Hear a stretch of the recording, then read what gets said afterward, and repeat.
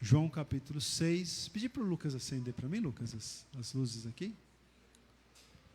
João capítulo 6. Amém?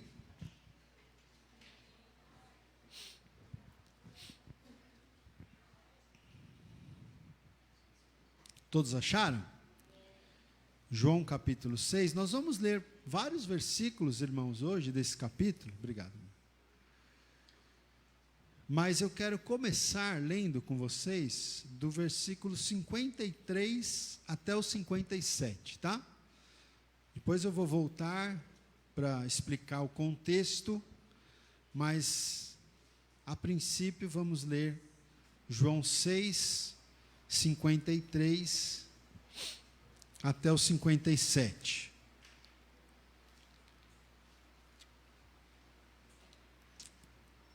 Diz assim, João 6, 53. Respondeu-lhes Jesus: em verdade vos digo, se não comerdes a carne do Filho do Homem, e não beberdes o seu sangue, não tendes vida em vós mesmos. Quem comer a minha carne e beber o meu sangue, tem a vida eterna, e eu o ressuscitarei no último dia. Pois a minha carne é verdadeira comida, e o meu sangue é verdadeira bebida. Quem comer a minha carne e beber o meu sangue, permanece em mim e eu nele.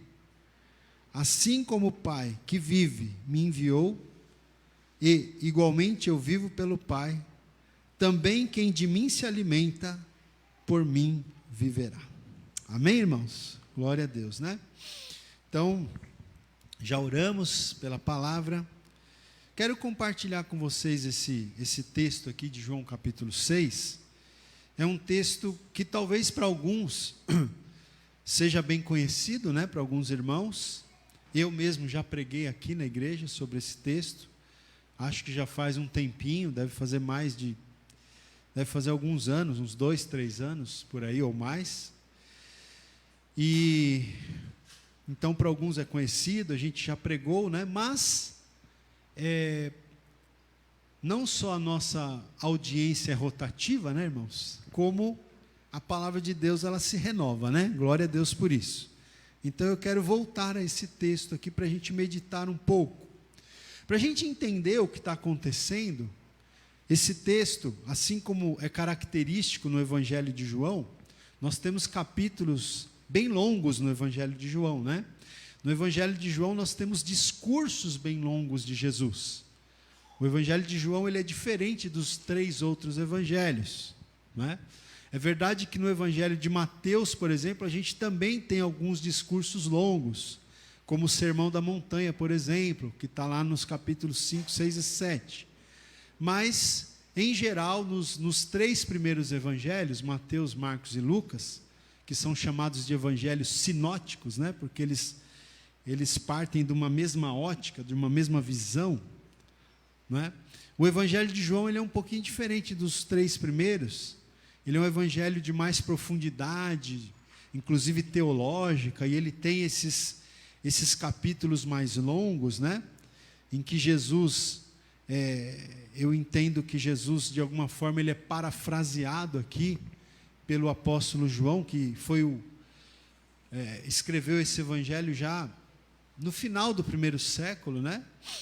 João escreveu esse evangelho depois dos 3 primeiros evangelhos.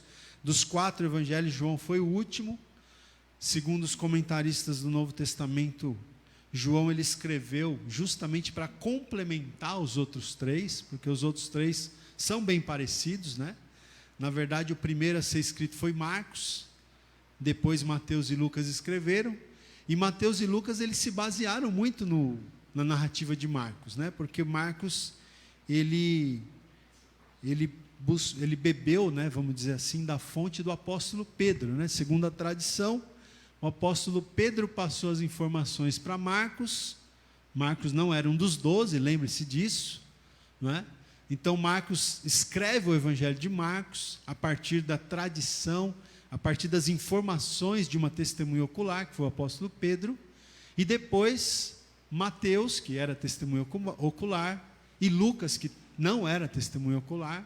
Eles, ao escreverem os seus evangelhos, eles usam muito material de Marcos, por isso que você tem muitos textos em Mateus e Lucas que são praticamente iguais aos textos do evangelho de Marcos, né? Mas João não, João é bem diferente. Por quê? Porque João, ele teve o propósito mesmo de escrever o evangelho dele para complementar os outros 3 evangelhos, né? Para trazer detalhes e informações e discursos que os outros 3 evangelhos não trazem. Então, esse capítulo aqui, como eu disse, é um capítulo longo, tem um discurso longo de Jesus, como em outros capítulos aqui do evangelho de João. Mas esse capítulo aqui, é interessante você notar que ele começa com a narrativa da multiplicação de pães e peixes, né?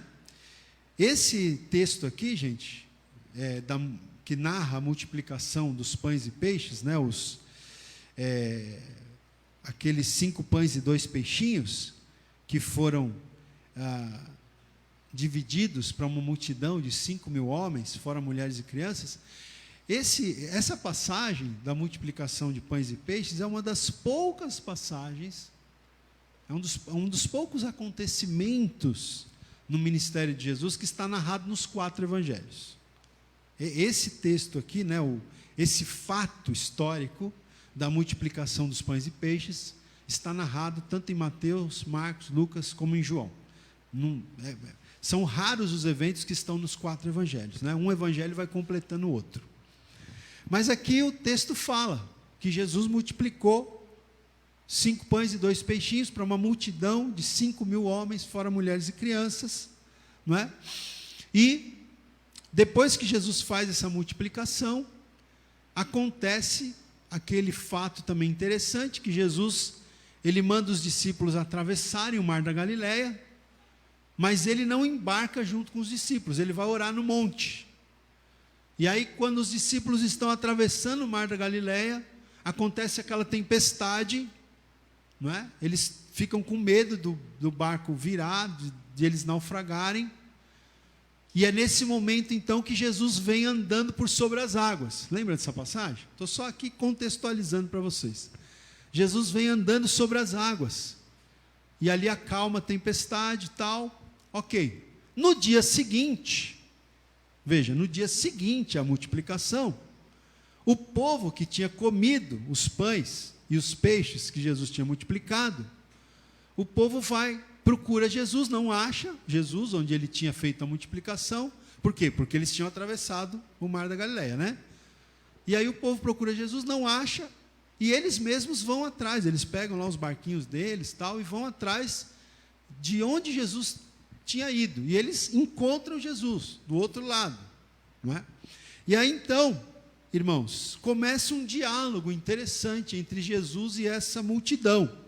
E eu quero então chamar a sua atenção para esse diálogo a partir do versículo 24, tá?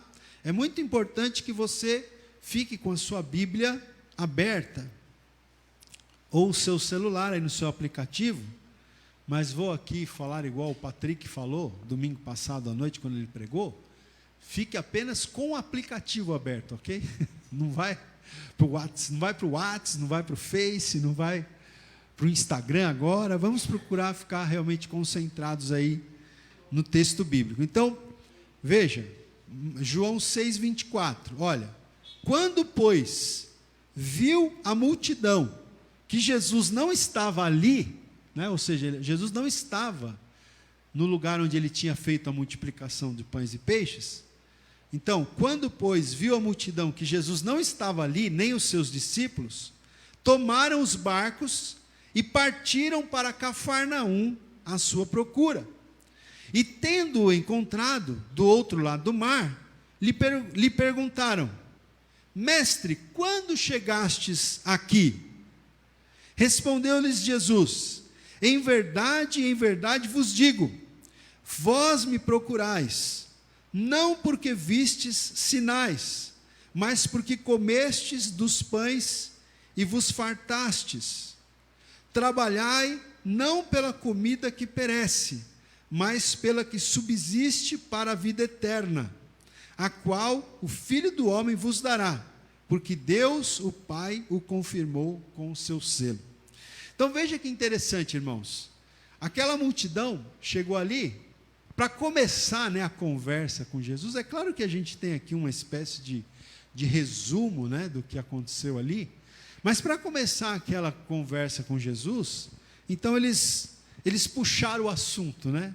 Qual foi a pergunta que eles fizeram? Mestre, quando chegastes aqui? Quando o senhor chegou aqui do outro lado do Mar da Galileia? Ou aqui na região de Cafarnaum? Né?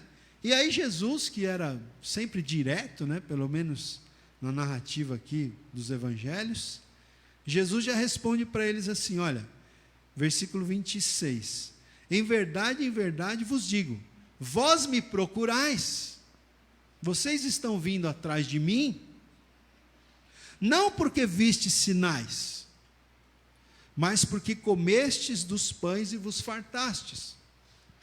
E aqui, irmãos, eu já quero trazer uma aplicação para a gente, né? Uma pergunta para nós. Eu estava relendo esse texto ontem, hoje, de manhã, e eu fiquei pensando numa pergunta: por que é que nós estamos procurando Jesus? Você está procurando Jesus? Sim ou não? Amém? Quem está procurando Jesus, diga amém. Se não estivéssemos procurando Jesus, nem estaríamos aqui nessa manhã, não é verdade? A gente está aqui porque a gente está procurando Jesus. Mas a pergunta é, por que nós estamos procurando Jesus? Ou seja, qual é a nossa motivação de procurar Jesus? De vir buscar a presença de Jesus? Porque Jesus, ele foi muito claro aqui com essa multidão. Se Jesus estivesse aqui nessa manhã, o que ele diria para a gente? Ó, vocês estão aqui... Porque vocês estão aqui, sabe por quê que vocês estão aqui nessa manhã de domingo? Talvez Jesus fosse bem direto com a gente, né? E descortinasse a motivação do nosso coração. Porque aqui Jesus foi bem direto com eles, falou, sabe por que vocês estão atrás de mim? Vocês não estão atrás de mim porque vocês viram os sinais. Vocês não estão atrás de mim por causa das coisas espirituais, pelo poder que eu tenho. Vocês estão atrás de mim porque vocês comeram pão. E vocês ficaram, né, vos fartastes, vocês gostaram da comida material que eu dei para vocês. Vocês estão aqui de volta me procurando porque vocês querem pão de novo, porque vocês querem peixe de novo. Vocês estão aqui porque vocês comeram, né, dos pães e vos fartastes. Né? Então veja, na verdade eles estavam procurando Jesus por causa das coisas materiais, por causa do pão e dos peixes. E não por causa das coisas espirituais. E Jesus já falou isso para eles. Irmãos, e tem muita gente buscando Jesus com interesse em coisas materiais. Não é? Infelizmente, você sabe, não é, que existem até igrejas e pastores e líderes que usam esse apelo para trazer as pessoas para a igreja. Não é? A promessa desses líderes, dessas igrejas, é que Deus vai dar o quê? Vai dar casa, vai dar carro, vai dar empresa, vai dar riqueza, venha, venha, e fica apelando nesse sentido. Mas veja que a mensagem do Evangelho não é isso daí não tem nada a ver com o Evangelho. Não que Deus não possa prosperar as pessoas, Deus pode, não que Deus não possa abençoar financeiramente, Deus pode, mas essa não é a primeira, vamos dizer assim, o primeiro motivo pelo qual a gente tem que buscar a Cristo. Na verdade, não é nenhum dos motivos, isso é uma consequência da nossa busca, que Deus pode nos dar, ou pode não nos dar também, não é? Mas não é isso que está na base.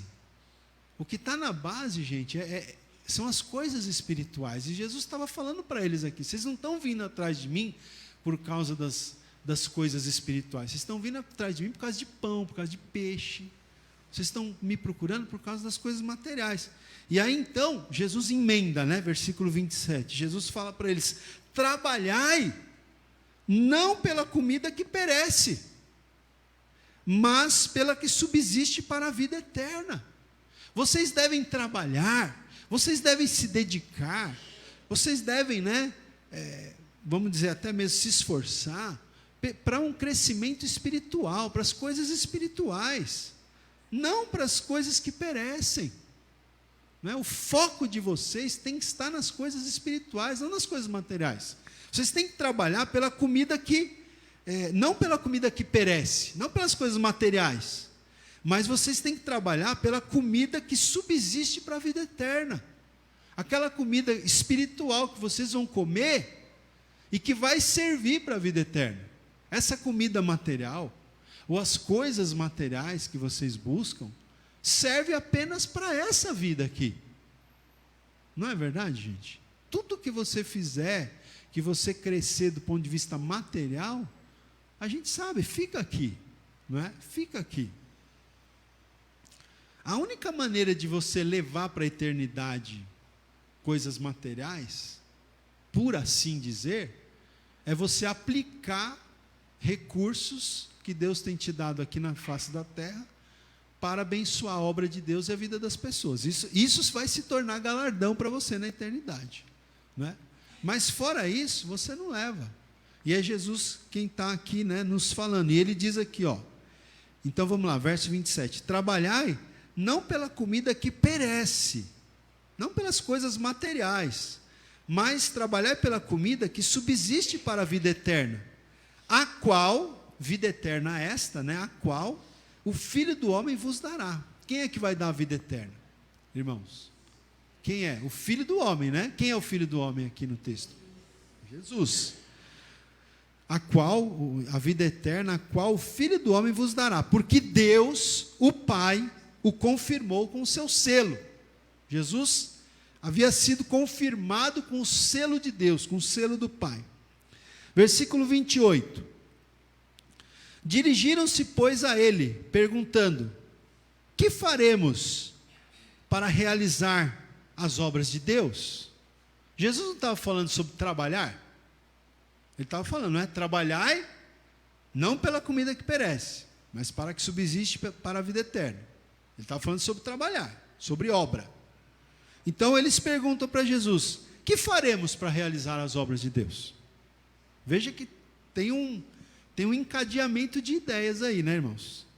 E aí Jesus responde o que para eles? Versículo 29. Respondeu-lhe Jesus: a obra de Deus é esta, que creiais naquele que por ele foi enviado. A obra de Deus, em primeiro lugar, é que vocês creiam, que vocês acreditem naquele que o Pai enviou. E ele estava falando de quem? Ele estava falando dele mesmo. Ele era o enviado de Deus, o enviado do Pai. Então a obra de Deus é essa: vocês devem crer, vocês devem acreditar que eu fui enviado pelo Pai, que eu sou o Salvador, que eu sou o Senhor, e tudo mais o que a gente conhece, né, no contexto aí dos evangelhos. Mas aí, gente, olha só a resposta da multidão lá, né? Jesus falou: vocês devem crer. Aí o versículo 30: então lhe disseram eles: que sinais fazes para que o vejamos e creiamos em ti? Quais são os teus feitos? Nossos pais comeram o maná no deserto, como está escrito: deu-lhes a comer pão do céu. Então veja como Jesus tinha razão, né? Veja como Jesus soube discernir a intenção daquela multidão, a intenção do coração. Veja como Jesus soube discernir a motivação que estava no interior daquela multidão. Porque Jesus falou: a obra de Deus é essa, que vocês creiam naquele em quem o Pai enviou. Aí o que eles dizem para Jesus? O que o Senhor faz para a gente crer no Senhor então? Que sinal o Senhor dá para a gente crer? Olha, aí eles citam: nossos pais comeram maná no deserto, como está escrito: deu-lhes a comer pão do céu. Ou seja, eles estão pedindo um sinal para que eles possam crer em Jesus, e eles sugerem que sinal poderia ser esse. Qual o sinal que poderia ser? Uma nova multiplicação de pães. Ou seja, eles estavam interessados em quê, irmãos? Em pão.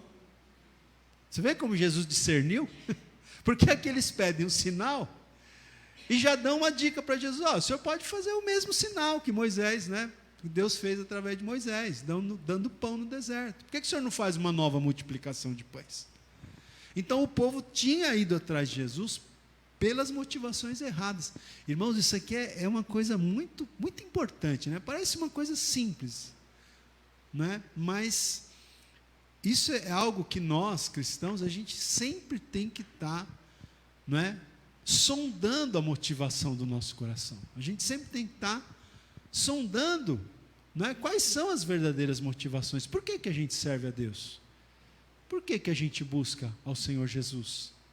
Por que, irmãos, que a gente congrega? Por que nós supostamente lemos a Bíblia nas nossas casas? Por que nós supostamente oramos nos nossos quartos? Não é? Por que nós buscamos a Deus? Qual é a nossa verdadeira motivação? A nossa motivação é pura, é verdadeira? Ou a gente tem algum interesse por trás, né? Porque na nossa cultura, né, talvez até capitalista, brasileira inclusive, sempre a gente quer ver o que a gente pode ganhar, né? É difícil a gente servir alguém, a gente ter às vezes até um relacionamento com alguém, sem pensar em levar alguma vantagem, né? Em ter algo, em obter algo. Então, nós temos que analisar, não é? E fazer uma introspecção e realmente verificar qual é a nossa motivação em servir a Jesus. Vamos seguir aqui. O que Jesus respondeu então? É um diálogo que está acontecendo aqui, né? Versículo 32. Replicou-lhes Jesus: em verdade vos digo, não foi Moisés quem vos deu o pão do céu. Eles estavam falando aqui, né, que os pais deles tinham comido maná no deserto. Quem que Deus tinha usado para dar o maná para eles? Moisés, né, o líder do povo de Deus. Jesus falou aqui: não foi Moisés quem vos deu o pão do céu. O verdadeiro pão do céu é meu Pai quem vos dá. Porque o pão de Deus é o que desce do céu e dá vida ao mundo, né? Então Jesus está dizendo aqui: o verdadeiro pão, quem vos dá, não foi Moisés, né? Quem vos deu não foi Moisés. Quem vos dá o verdadeiro pão é o meu Pai. E veja, o verdadeiro pão. Por quê? Porque o pão que foi dado no deserto, ou até mesmo o pão que foi multiplicado ali na multiplicação de pães, era um pão que saciava apenas a fome física. Saciava apenas a fome física e momentaneamente, porque eles tinham comido no dia anterior e já estavam procurando Jesus para fazer uma nova multiplicação no dia seguinte, já estavam com fome de novo. Então esse pão que Moisés, não é, que Deus deu através de Moisés no deserto, o pão que Jesus multiplicou, só saciava a fome física ali naquele momento. Mas Jesus estava falando que Deus tinha dado um verdadeiro pão para eles, né? E que quem havia dado era o Pai, né? E aí o versículo 33 ele diz: porque o pão de Deus é o que desce do céu e dá vida ao mundo. Obviamente, né, irmãos, você sabe disso, Jesus estava falando dele mesmo. Aqui Jesus está falando dele como pão da vida. E é interessante a gente lembrar que 2 capítulos atrás, aqui em João, não é? Se você se lembra, no capítulo 4 de João, a gente tem aquele diálogo de Jesus com, quem lembra? Com quem que Jesus conversa no capítulo 4 de João? Conversa com uma mulher samaritana, né? E, gente, a gente vai precisar fazer o propósito de ler o Evangelho de João também, hein, irmãos? Jesus está conversando no capítulo 4 com quem? Com a mulher samaritana. E para a mulher samaritana, Jesus se apresenta como quem? Se você beber dessa água que você tira desse poço aí, você vai voltar a ter sede.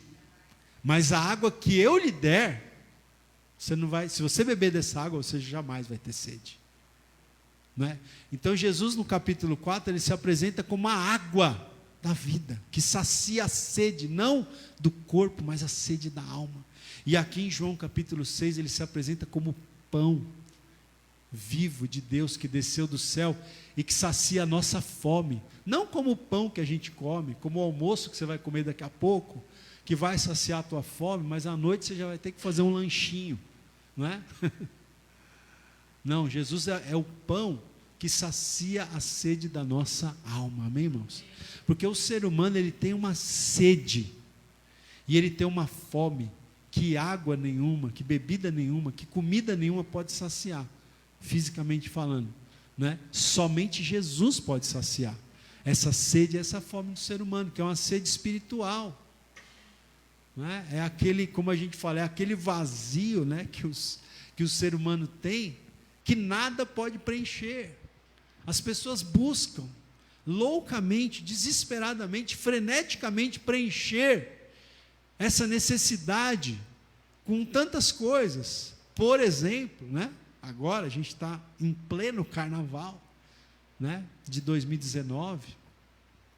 Então as pessoas buscam preencher essa fome, essa sede, não é, através aí da sexualidade, através, não é, da imoralidade, da carnalidade. Outros tentam preencher de outras formas, buscando outros meios, não é?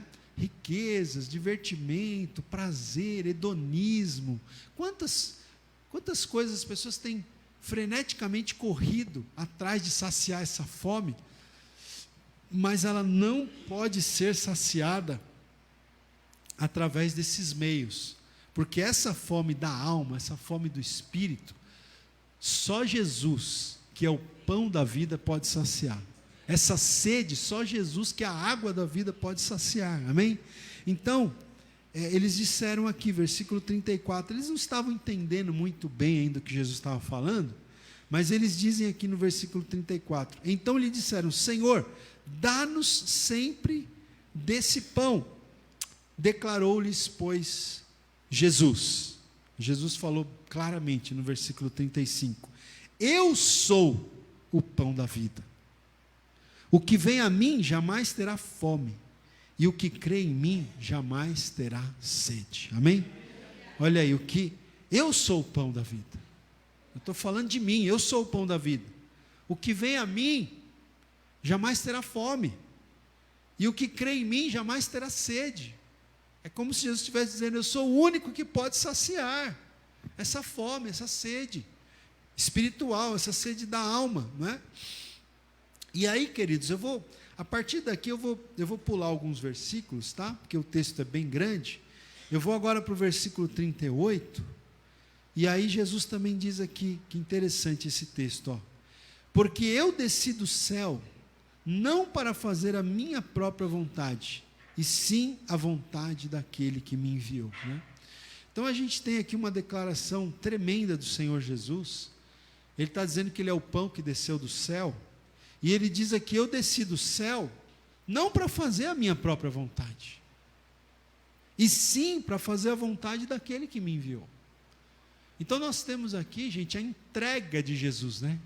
Jesus foi, né, uma pessoa totalmente entregue à vontade do Pai, ao propósito do Pai. E acontece, irmãos, que Jesus é o modelo para nós. Qual é o nosso maior modelo nas Escrituras, irmãos? Qual é o nosso maior modelo? Não é? A gente tem muitos personagens da Bíblia que a gente gosta, que a gente tem bons exemplos, né? A gente sempre fala aqui de José, a gente sempre fala aqui de Daniel, a gente sempre fala aqui, né, do apóstolo Paulo. Mas a pessoa por excelência que nós temos que imitar nas Escrituras Sagradas é o Senhor Jesus. E aqui ele fala, olha, que ele veio não para fazer a vontade própria dele, mas a vontade daquele que o enviou.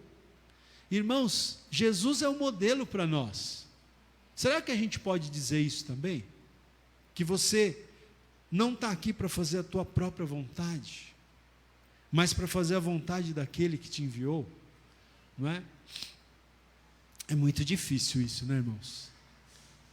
Abrir mão da nossa vontade, renunciar à nossa vontade, os nossos desejos, para cumprir o desejo de Deus na nossa vida, entregar a sua vida para Deus, para os propósitos de Deus, Uma coisa que a gente fala pouco aqui na igreja, esses dias eu estava pensando nisso, meu Deus, a gente fala pouco na igreja, sobre a questão do chamado mesmo, né? Chamado para fazer a obra de Deus.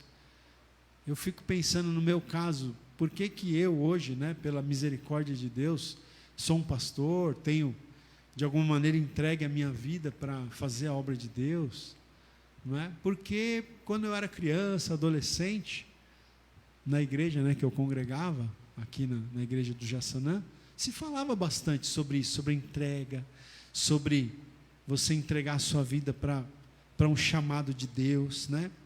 E pense nisso, né? Como seria bom que Deus chamasse muitas pessoas aqui para entregar suas vidas mesmo, né? Para renunciar à sua própria vontade, para abrir mão da sua própria vontade, para fazer a vontade do Senhor na sua vida. Amém, irmãos?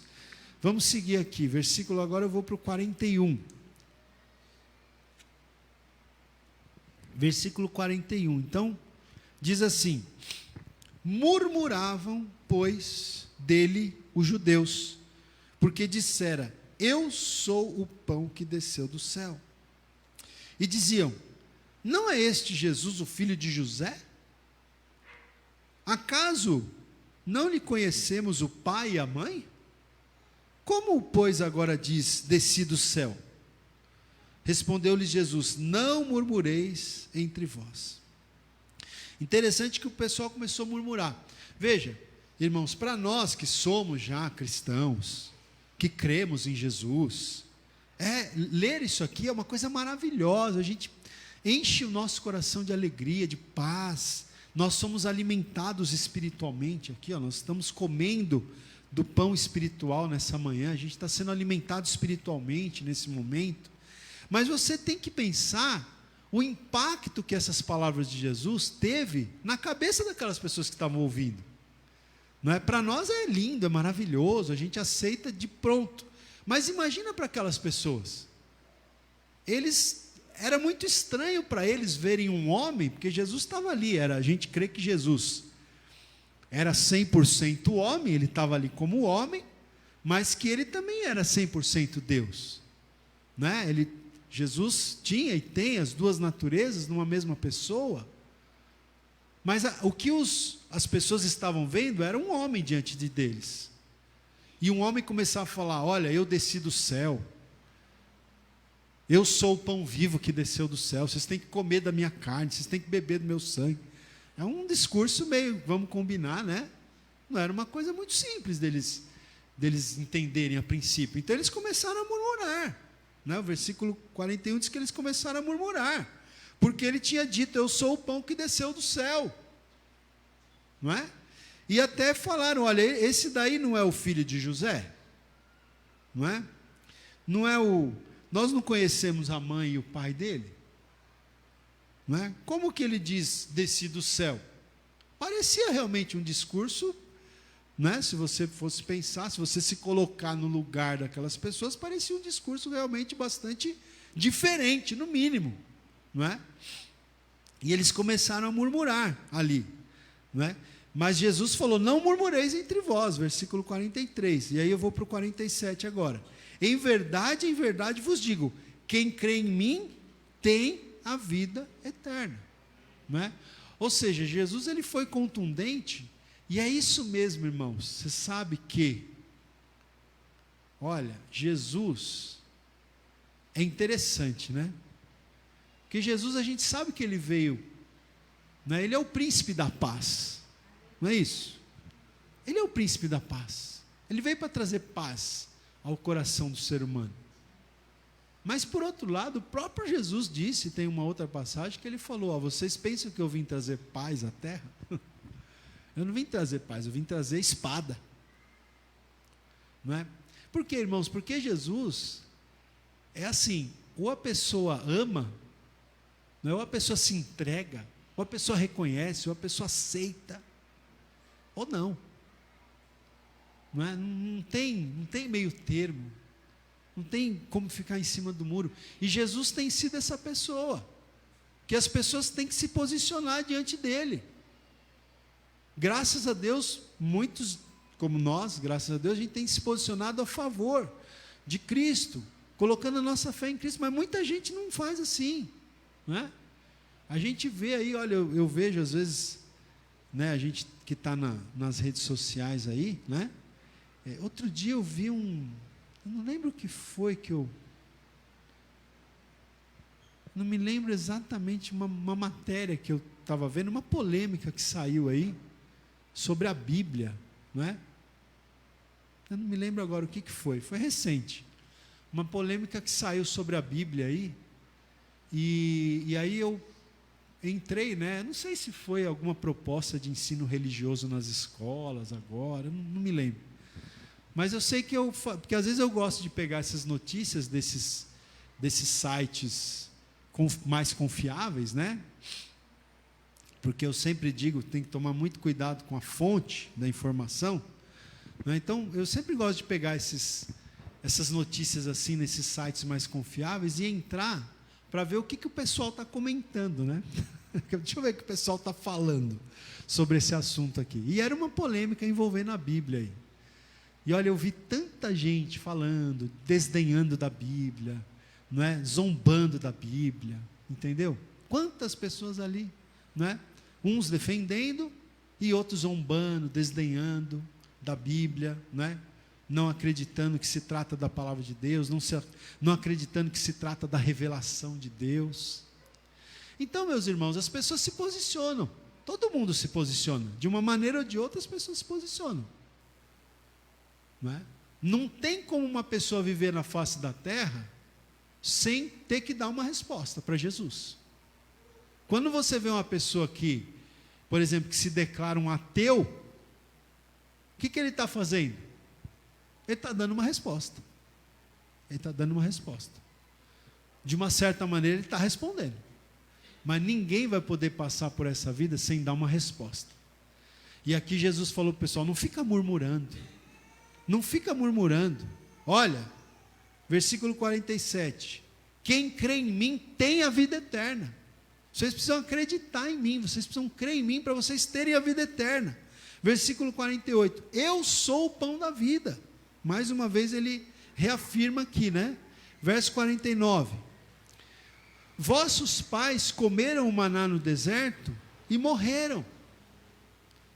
Então Jesus vai fazer um contraste aqui entre o pão que Moisés deu ao povo no deserto e o pão que ele, Jesus, dá, que ele, Jesus, representa. Ele fala, ó, os pais de vocês, os antepassados, né, porque isso já fazia muitos séculos, os pais de vocês comeram o maná no deserto e morreram. Ainda que Deus mandasse aquele maná de forma sobrenatural, mas eles comeram aquele pão e morreram. Verso 50. Este é o pão que desce do céu. Agora ele está falando dele mesmo, este, porque ele já disse no 48, eu sou o pão da vida. E no 50 ele fala, este é o pão que desce do céu, para que todo que dele comer não pereça. Quem comer desse pão, né, que é o próprio Jesus, e saciar sua fome espiritual, jamais vai perecer. 51. Eu sou o pão vivo que desceu do céu. Se alguém dele comer, viverá eternamente. E o pão que eu darei pela vida do mundo é a minha carne. Né? Então aqui Jesus está falando da morte dele na cruz. O pão que eu darei pela vida do mundo é a minha carne. Eu vou me sacrificar para a salvação. Mas veja que ele diz aqui, no versículo 51, se alguém comer desse pão, viverá eternamente. Então ele está falando aqui da vida eterna, né? Aquele que comer desse pão, que é o próprio Senhor Jesus, vai ter vida e vida eterna. E aí o versículo 52, veja, está havendo aqui um diálogo longo, começa a haver algumas controvérsias, o pessoal começa a achar o discurso de Jesus muito difícil. Esse negócio dele falar que ele é o pão, que ele veio do céu. A gente conhece a família dele. Esse negócio dele dizer que a gente tem que comer da carne dele, comer desse pão, para viver eternamente. Então, versículo 52, disputavam, pois, os judeus entre si, dizendo, como pode este dar-nos a comer a sua própria carne? Que negócio é esse? Como que ele pode dar para nós comermos a sua própria carne? E aí então, irmãos, interessante, né?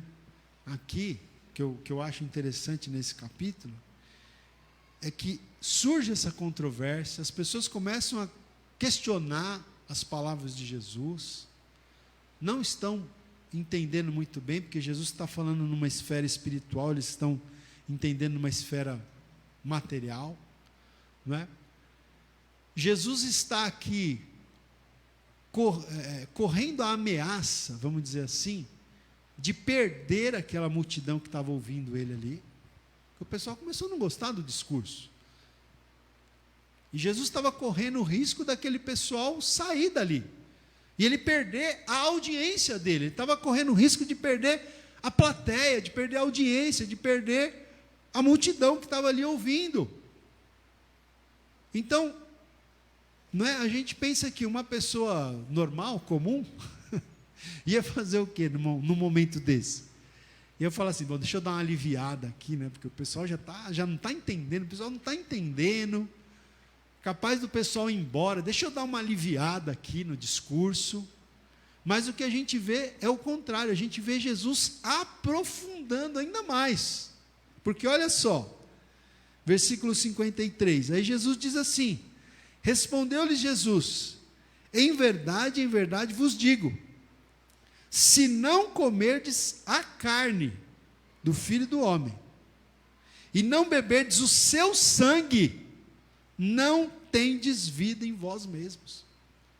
Veja que até aqui, irmão, Jesus estava falando sobre comer a carne, e agora ele passou a falar o quê? Ele ampliou, ele falou o quê? Agora vocês têm que beber também o meu sangue.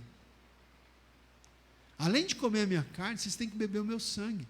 E ele está falando aqui, né? Se não comerdes a carne do Filho do Homem, e não beberdes o seu sangue, não tendes vida em vós mesmos. Se vocês não comerem a carne e não beber o sangue, vocês não vão ter vida em vocês mesmos.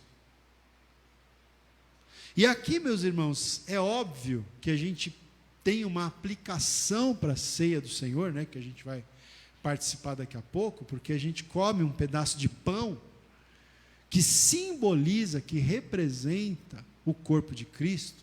A gente toma um cálice de suco de uva que representa, que simboliza o sangue de Jesus. Não é? Por isso que a ceia do Senhor, ela fala da comunhão. Não é? Veja, o batismo, a gente tem essas duas ordenanças, né? O batismo e a ceia do Senhor. O batismo, ele é o rito de entrada no corpo de Cristo, não é? O batismo marca o começo da vida cristã, marca a entrada na comunhão do corpo de Cristo.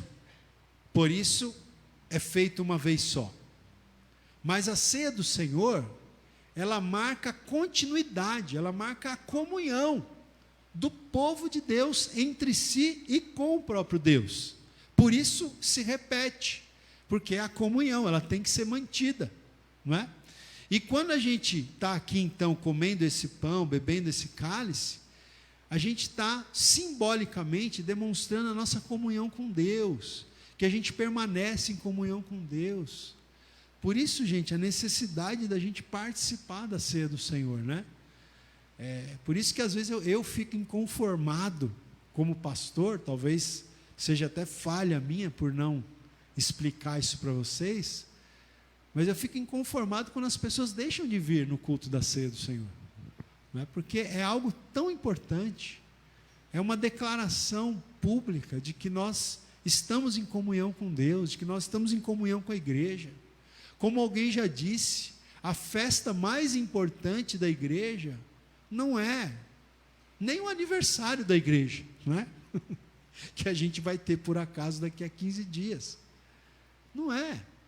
A festa mais importante que acontece na igreja não é aquele churrasco, não é? Que às vezes a gente faz, aquela feijoada. O Daniel esses dias veio pedir para mim uma data para fazer uma feijoada e convidar todo mundo, não é isso, Daniel? Gostoso, né? Pensou que gostoso? Uma feijoada, né? Feijão preto, linguiça, couve e tal. Deixar vocês com fome, né? Tudo isso é muito bom, é muito gostoso. Mas a principal festa da igreja, gente, sabe qual que é? É esse momento aqui, que nós estamos celebrando a ceia do Senhor.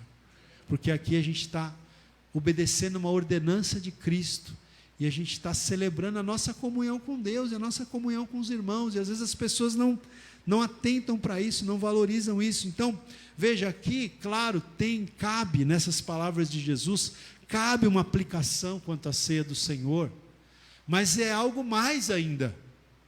Veja só, versículo 54, quem comer a minha carne e beber o meu sangue, tem a vida eterna, e eu o ressuscitarei no último dia.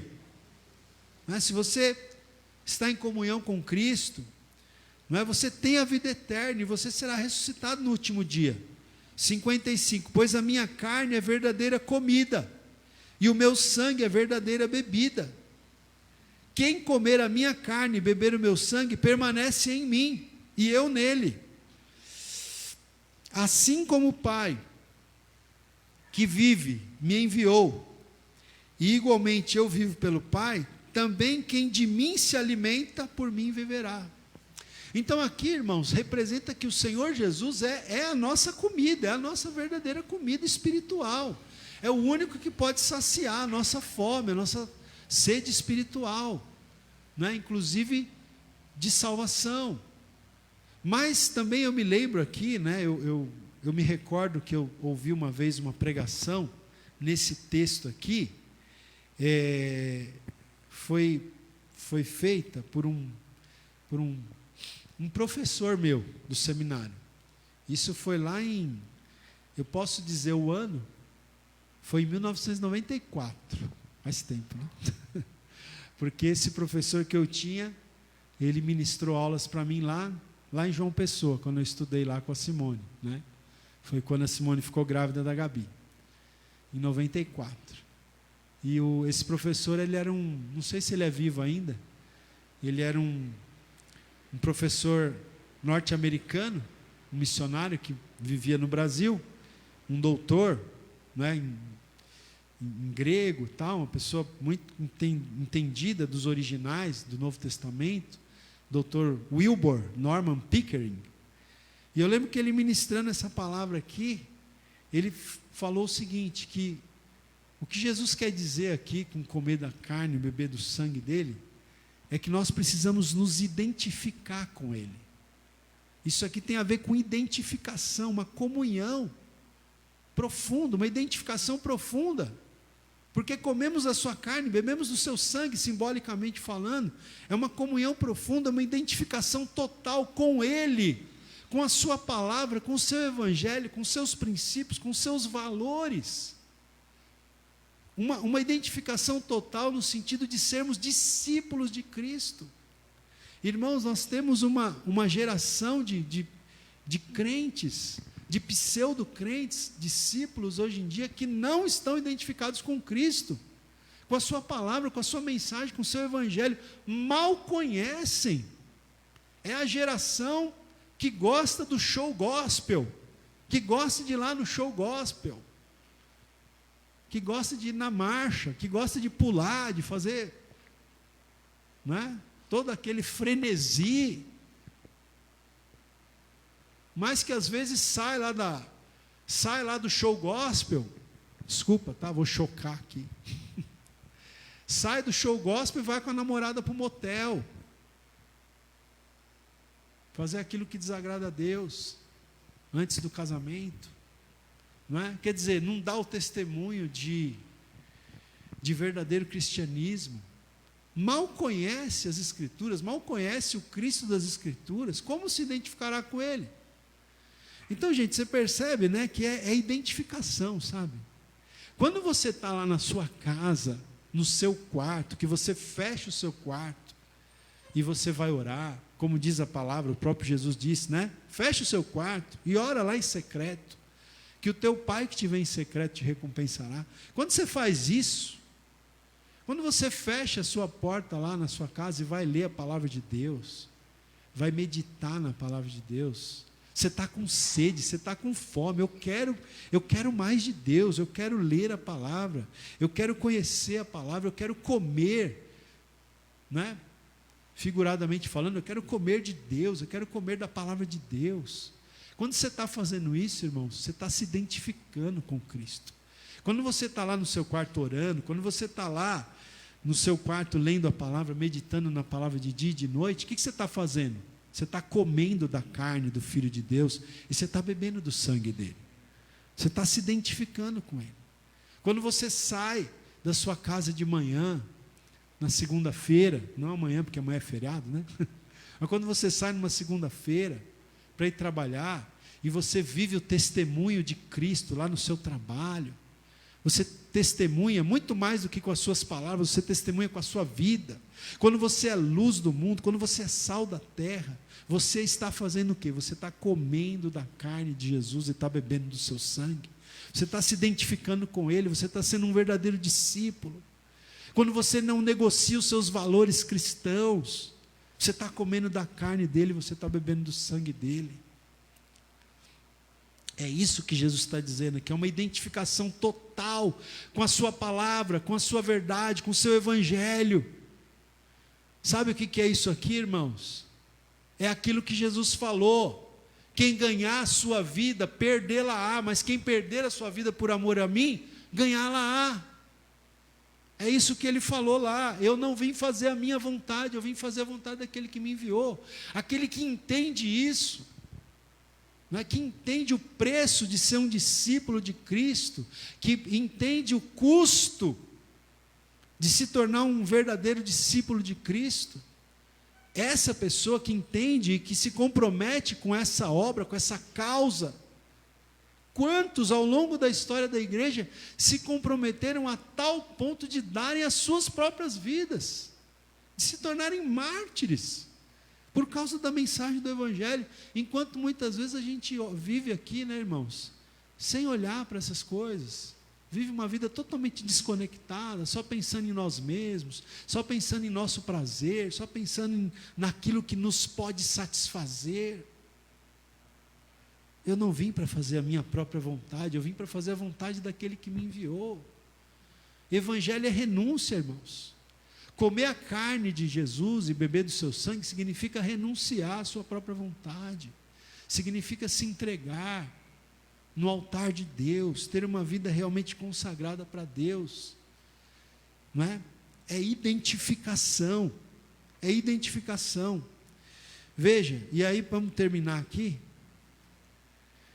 versículo 58, este é o pão que desceu do céu, em nada semelhante àquele que os vossos pais comeram, e contudo morreram.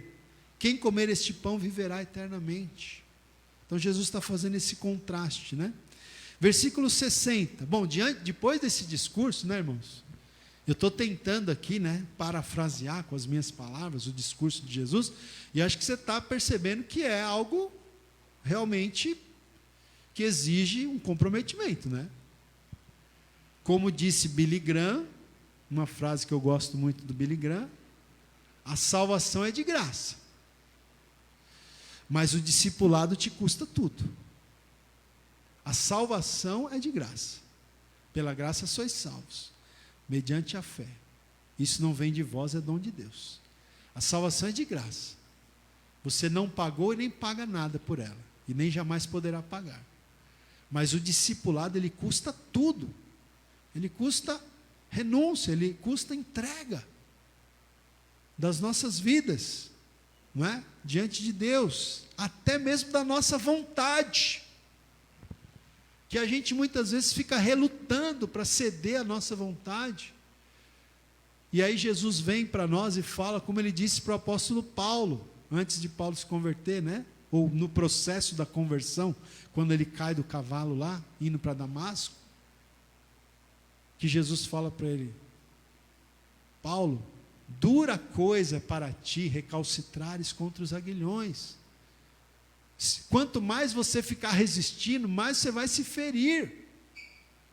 Irmãos, quanto mais a gente resiste em entregar a nossa vida totalmente a Deus, quanto mais a pessoa resiste em entregar a sua vida totalmente a Jesus, à vontade de Deus, ao chamado de Deus, ao plano de Deus para a sua vida, quanto mais você resiste, mais você se machuca. Dura coisa é para ti recalcitrares contra os aguilhões. Então o discurso de Jesus ali era um discurso difícil, como esse que eu estou pregando nessa manhã aqui. E aí então, versículo 60 diz o quê? João 6,60. Muitos dos seus discípulos, tendo ouvido tais palavras, disseram: duro é este discurso. Quem o pode ouvir? Que discurso duro, né?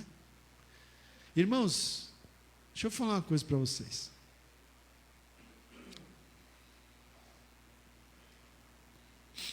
Calma aí. Estou olhando o relógio.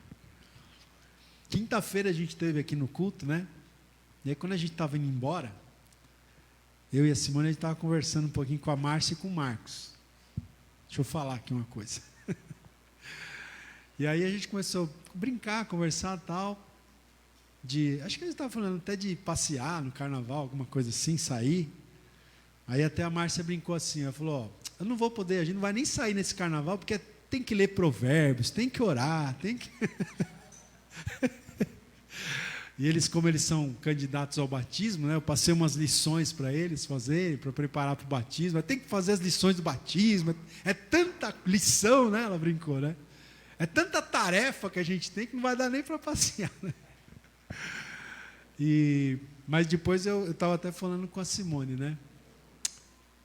Irmãos, sabe por quê, irmãos? Glória a Deus. Porque aqui na nossa igreja a gente não vai pregar uma mensagem realmente barata do Evangelho. As pessoas não querem isso aqui, irmãos. Não. As pessoas não querem isso aqui. As pessoas não querem essa mensagem que eu estou pregando para vocês. Mas a mensagem que eu estou pregando para vocês é a mensagem que Jesus pregou. Então eu não posso pregar outra, né, irmãos? Mas as pessoas não querem isso. As pessoas querem, venha que vai ter aqui um profeta do Altíssimo, né? E olha, hoje em dia tem cada coisa, você ouve cada coisa aí. Outro dia o pessoal compartilha, né? O demolidor do capeta. Tinha um aí que estava falando: o demolidor do capeta vai estar na nossa igreja, o demolidor do capeta, fulano de tal, o profeta tal, não é? Por quê? Porque o pessoal quer agito, o pessoal quer movimento, o pessoal quer revelação, né? Ou como diz alguém, revelamento, profetada, né? Visagem, né? O Silas Malafaia que fala assim, né? Não é revelação, profecia e visão. É revelamento, profetado e visagem, né? O pessoal quer isso, o pessoal quer, não é? Quer coisa fácil, pronto. Esse negócio de ter que ler a Bíblia, esse negócio de ter que estudar a Bíblia, ter que ler provérbios, ter que fechar a porta do meu quarto e orar, esse negócio de estudar, meditar, panorama do Velho Testamento, Novo Testamento, provérbios, isso é muito difícil. Eu quero uma coisa rápida. Rápida. Você tem uma bênção rápida para me dar aí? Não é como uma mulher que começou a ir na nossa igreja, quando eu era lá na parada inglesa, eu não tinha nem ido para o Cambuci aí, eu lembro que tinha uma mulher que ela ia lá, não lembro o nome dela, ela ia de vez em quando, né? E tinha dia que a gente ficava lá na igreja, ou mesmo nos cultos assim, ou algum dia que a gente estava dando plantão, ela chegava lá e cheia de problema, falava: pastor, dá uma unção aí para mim aí, que o negócio está feio, né? Ela queria que a gente ungisse ela com óleo, mas você via que na cabeça dela era como se fosse um passe, sabe? Igual o cara quando ele vai num centro espírita, dá um passe aí, vai. Então ela fala: dá uma unção aí, para ver se melhora o negócio. Então as pessoas querem assim, uma coisa fácil, entendeu? Você passa a sua vida inteira fazendo tudo errado. Você passa a sua vida inteira acumulando um monte de decisões erradas que causam consequência. E aí você quer que num passe, num culto, numa oração poderosa do profeta, do demolidor do capeta, tudo se resolva. Mas não é assim, meu irmão. Você está vendo aí, quem está lendo Provérbios está vendo, né? Você quer uma vida bem-aventurada? Custa, você tem que buscar como quem busca ouro, como quem busca prata, como quem busca joias. Tem que buscar, tem que crescer. É isso que Jesus está falando aqui. Você quer ser discípulo, meu irmão? O discurso é duro mesmo. E o pessoal começou, duro esse discurso, quem o pode ouvir? Versículo 66 agora, já estou terminando, irmãos. Versículo 66. À vista disso, muitos dos seus discípulos o abandonaram e já não andavam com ele. Irmãos, aquela multidão, no meio daquela multidão, tinha inclusive discípulos de Jesus.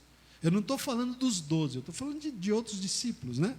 Porque Jesus não tinha apenas os 12, ele tinha um grupo um pouco maior de discípulos. E a Bíblia diz aqui, a multidão já tinha ido embora faz tempo. Aí os discípulos também foram embora. Está aqui, ó. 66. À vista disso, muitos dos seus discípulos o abandonaram e já não andavam com ele. Por quê? Porque o discurso era duro. Porque as pessoas não querem comprometimento. Ninguém quer comer a carne de Jesus e beber o sangue de Jesus da maneira como deve ser. Então, verso 67, então perguntou Jesus aos 12, aí ficaram só os 12, tinha uma multidão, ficou só os 12, aí Jesus fala para eles assim, ou vou perguntar, foi assim que Jesus falou com eles? Meus queridos 12 discípulos, pelo amor de Deus, olha, não vamos embora, hein? Fica aqui comigo, não vamos me deixar sozinho, olha, todo mundo foi embora, só ficaram vocês não vão embora, hein? Foi isso que Jesus disse para eles? Versículo 67. Então perguntou Jesus aos 12: porventura quereis também vós outros retirar-vos? Vocês também querem ir? Não é? É mais ou menos como se Jesus estivesse falando assim, se vocês quiserem ir, vocês fiquem à vontade. A porta está aberta. Mas se vocês quiserem ficar, tem que ser nas minhas condições. Vocês têm que entender o que é ser um discípulo de Cristo. Se vocês quiserem ficar, vocês têm que ficar sabendo que vocês têm que comer a minha carne e beber o meu sangue. Vocês têm que se comprometer. Vocês têm que se identificar. Isso talvez levará vocês ao martírio, viu? Viu, Pedro? Viu, João? Viu, Tiago? Isso talvez vai levar vocês ao martírio. Mas eu não vou comprometer a mensagem, eu não vou abaixar o nível, não é, do preço do discipulado. Se vocês quiserem ficar, sim, Jesus não jamais comprometeu os valores da mensagem dele para acomodar as coisas, para segurar as pessoas. Jesus jamais, vou repetir, negociou os valores da mensagem dele para manter as pessoas. Até para os discípulos ele disse: se vocês quiserem ir, vocês podem ficar à vontade. Vocês não querem se retirar também? E é aí que o apóstolo Pedro, então, como eu sempre gosto de dizer desse versículo aqui, ele deu uma resposta, irmãos. O Pedro, com respeito eu vou dizer, o Pedrão, o pescador, homem inculto, não tinha feito nenhuma faculdade, não tinha feito teologia, não era rabino, sim, pescador, simples. Não foi nenhum filósofo que deu essa resposta aqui, não foi nenhum doutor da lei, foi nenhum fariseu, nenhum saduceu, foi um pescador. Ele virou para Jesus e disse assim, versículo 68, respondeu-lhe Simão Pedro: Senhor, para quem iremos? Tu tens as palavras da vida eterna, e nós temos crido e conhecido que Tu és o Santo de Deus. Senhor, para quem iremos nós? A mensagem realmente é uma mensagem de compromisso, de comprometimento. A mensagem realmente, o discurso é difícil realmente, a identificação é séria realmente, mas Senhor, para onde nós iremos? Se não nos comprometermos, se não aceitarmos esse discurso, ainda que duro, se não nos comprometermos contigo, com o teu evangelho, com o teu reino, com a tua mensagem, se não comermos a tua carne, se não bebermos o teu sangue, para quem iremos nós? Só o Senhor tem as palavras da vida eterna, e nós temos crido e conhecido, porque nós estamos convivendo contigo, temos conhecido que tu és o Santo de Deus. Ainda que tenhamos que dar as nossas vidas pela causa, nós a daremos. Estou parafraseando aqui, né, irmãos? E foi o que aconteceu mesmo com muitos dos discípulos aqui que se tornaram apóstolos. Eles deram a vida deles pela causa de Cristo, pela causa do Evangelho. Eles deram a vida deles porque eles decidiram comer da carne de Jesus e beber do seu sangue. Amém? Qual tem sido o nível do seu comprometimento com Cristo? Fica essa pergunta para nós. Vamos ficar de pé na presença de Deus. Glórias a Deus. Irmãos, eu vou pedir para o Ministério de Louvor subir aqui para adorar a Deus.